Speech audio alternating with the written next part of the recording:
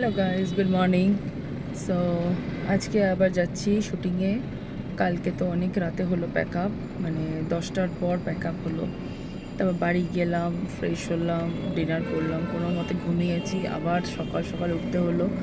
আজকে আবার মানে 8টাতে কল টাইম বলেছিল, বাট আমি যখন বললাম আমার একটু অসুবিধা আছে, সেটাই মেনে নিয়েছে। থ্যাংক ইউ তার জন্য। যাই হোক, আমাকে 9টায় কল টাইম দিয়েছে। মোস্টলি সবাইকে 9টাতেই কল টাইম দিয়েছে। আর যেহেতু মেয়েদের রেডি করতে একটু টাইম লাগে, তাই জন্যই আমাদেরকে বলেছিল 8টায়। তো যাই হোক, সেটা 9টায় করে দিয়েছে, চাপ নেই। এখন 9টা বাজতেই যায়, আর আমিও প্রায় পৌঁছে গেছি। তো ভীষণ টায়ার্ড, আমার চোখ মুখ দেখে বুঝতে পারছো, একেবারে ক্লান্ত হয়ে গেছি। আজকেও কন্টিনিউটি শ্যুট আছে, তো সেম ড্রেস, সেম মেকআপ, সব কিছুই সেম। তার মধ্যে ওখানে নেটওয়ার্ক পাওয়া যায় না, আর রুম থেকে বেরোলে মেকআপ পুরো ঘেমে যাচ্ছে। এসি রুমে থাকতে হচ্ছে, রুমের ভেতরে কোনো মতেই নেটওয়ার্ক পাওয়া যাচ্ছে না। আর রুমের বাইরে গেলেও বেশিক্ষণ বাইরে থাকা যায় না, এক তো প্রচণ্ড গরম, তারপরে ওইদিকে চারিদিকে গাছপালা থাকে, প্রচুর মশা ওখানে। তো সেই জন্য ভালো লাগে না, বাইরে একটু ঘুরে আবার রুমেই চলে যাই। দেখি কতটা কি শেয়ার করতে পারি।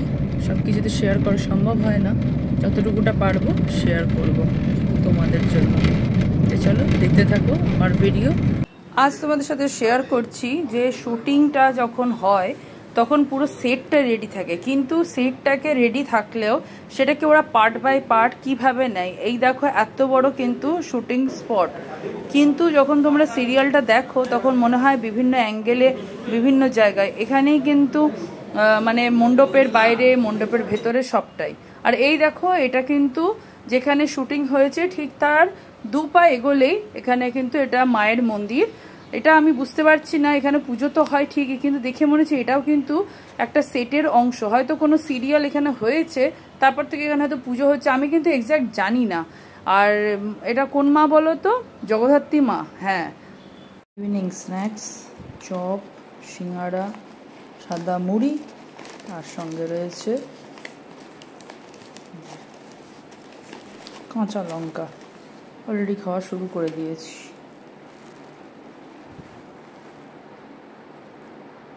তো স্ন্যাক্স খেয়ে বাকি শ্যুটটা কমপ্লিট করে এবারে বাড়ির উদ্দেশ্যে রওনা দিলাম। আজকে যদিও একটু সন্ধেও বলবো না, প্রায় 9টা বাজে ঘড়িতে। তো এইরকম টাইম করে প্যাক আপ হলো। আবার আমার নেক্সট ডে কল টাইম আছে। তো এখন আমি বেরিয়ে পড়েছি বাড়ির উদ্দেশ্যে। মা ফ্লাইওভার ধরে, বাইপাস ধরে এখন বাড়ি যাচ্ছি। তো যাই হোক, তোমরা ততদিনে আমার সিরিয়াল দেখে নিয়েছো, কিন্তু আমি এখন শুটিং কিভাবে হয়েছে সেগুলোই আজ আমি তোমাদের সাথে শেয়ার করলাম। নেক্সট ব্লগে আরও কিছু চমক নিয়ে আসবো, সঙ্গে থেকো, পাশে থেকো।